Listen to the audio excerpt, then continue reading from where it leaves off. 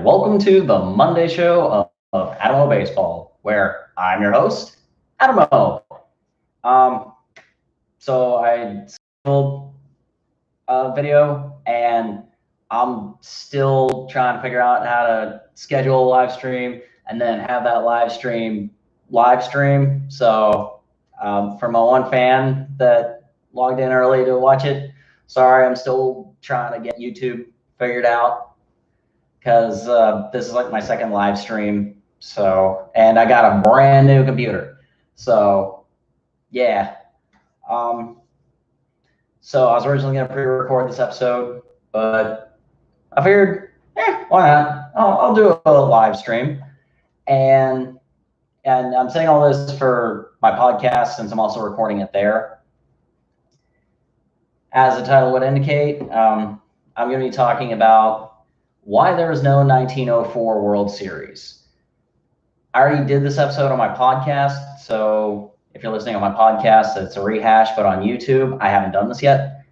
And it is actually kind of an interesting story. It's not a very long one, and if you have any questions, you can go ahead and let me just send me a question in the chat, because while it is interesting, it's not very long.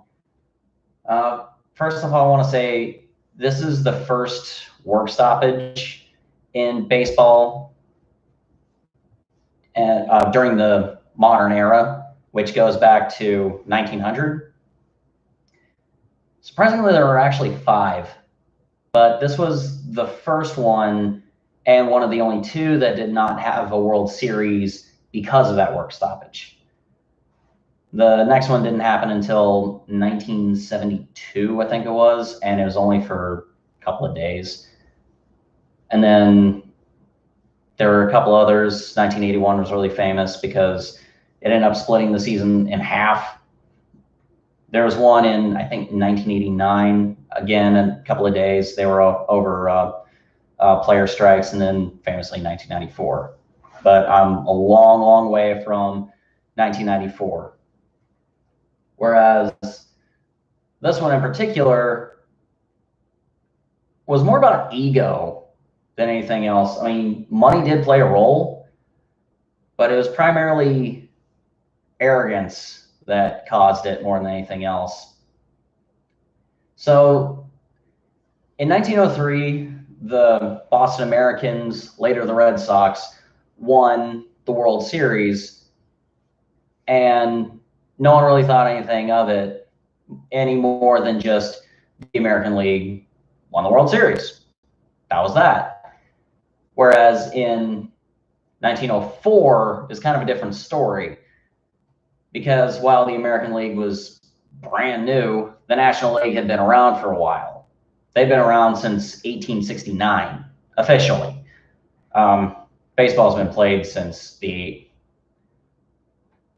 you can say 1840s if you want. The Doubleday myth says 1839, but that's been disproven. So, yeah, the National League had been around for a while, specifically since 1869. And 1904, it was considered the National League's year, because the New York Giants, later the San Francisco Giants, they won the National League pennant, which is specifically winning the league, or winning your specific league, either the American or the National League. The New York Giants won the NL pennant by 13 games. And at no point was it ever even in doubt. It was like when the Yankees won the World Series in 1998. They won 114 games that year, and at no point was there ever any question as to who was winning or who was going to win. Well, the New York Giants felt that way at the time.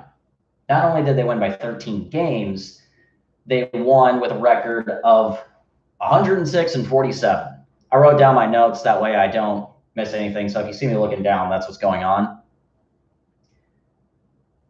Well, over in the American League, it was a very, very different story.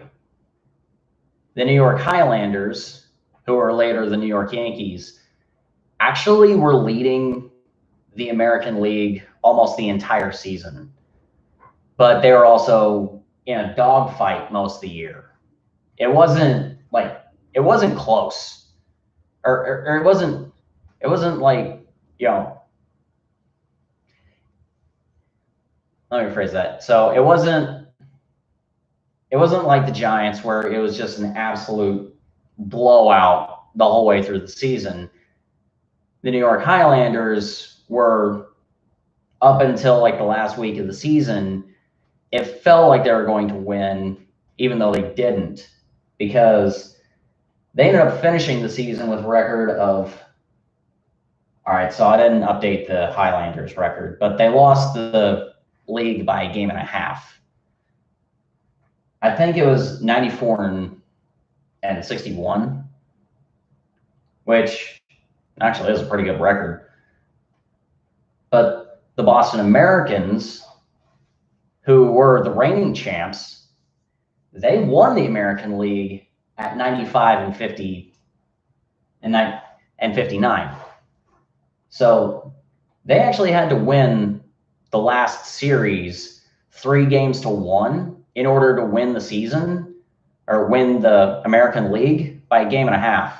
If they lost one more game, they would not have won the American League pennant. And both the New York Highlanders and the Boston Americans, like, they're both fighting because they wanted to get paid. The Boston Americans would have gotten a bonus because they would have been repeat champions. And the New York Highlanders wanted to get paid for 2 reasons. One, it was going to be their first championship, or at very least, it was going to be their first championship appearance with a shot at it. And 2, because they're going to be playing the New York Giants, and they're crosstown rivals. I don't actually know which borough the Giants played in, but I think they played in Brooklyn. No, they didn't. See, because Brooklyn Dodgers were playing, they're actually the Brooklyn Robins at the time, but they were playing in Brooklyn. They might have played in Queens, but yeah, the Highlanders were playing in the Bronx. So yeah, they were crosstown rivals. So, that basically would have set up the first Subway Series.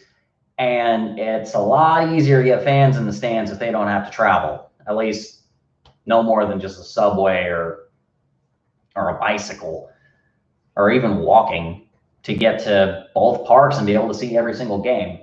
Because at that time, it was a 9-game series, as I elaborated last week. Well, the Boston Americans came up and won it. So yeah, they were playing for basically a pay raise, whereas the New York Giants felt like the whole thing was a farce. They won the National League by so many games, and their record was so far and away better than the best team in the American League that, yeah, it was an 11.5 game difference. So they felt like it would have been like playing the second best team in the National League for the World Championship. So they simply just refused to play it. They decided to just throw the bonus out the window and just say, screw it, we're not going to play. And they actually called it should have been an exhibition series. Basically like how we think of spring training now. In spite of the fact that we still play the games, they thought of it as just like it didn't even matter. So they refused to take the field. And because of that, the 1904 World Series did not happen. So yeah, it was twofold. And yeah, both franchises in New York had tried to push the Giants to play the series because, or not just because it would have been, even though the Highlanders wouldn't have played, it would have brought money into the city of New York from Boston.